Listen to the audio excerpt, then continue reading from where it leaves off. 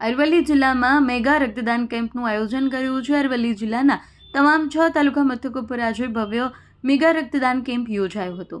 જિલ્લામાં આવેલ જિલ્લા પંચાયત કાર્યાલય ખાતે જિલ્લા કલેક્ટર, ડીડીઓ, પ્રાંત અધિકારીઓ તેમજ જિલ્લા પંચાયત પ્રમુખે પોતે રક્તદાન કરી પ્રેરણાદાયી સંદેશ આપ્યો।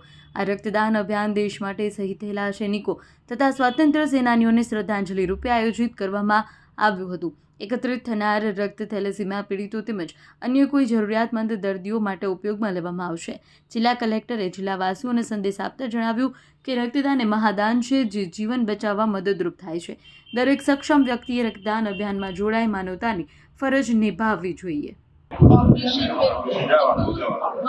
જે આપણે જવાનોએ જે પરાક્રમ અસાધારણ દેખાડ્યું છે એમને શ્રદ્ધાંજલિ આપીને એમને પ્રતિ સન્માન પ્રકટ કરવા અને સ્વાતંત્ર્ય સેનાનીઓ જે આપણા શહીદ થયા છે એમની યાદમાં આજે અરવલ્લી જિલ્લામાં મેગા બ્લડ ડોનેશન કેમ્પનું દરેક તાલુકામાં આયોજન કરવામાં આવી રહ્યું છે। ખૂબ સારું પ્રતિસાદ એમાં મળી રહ્યું છે।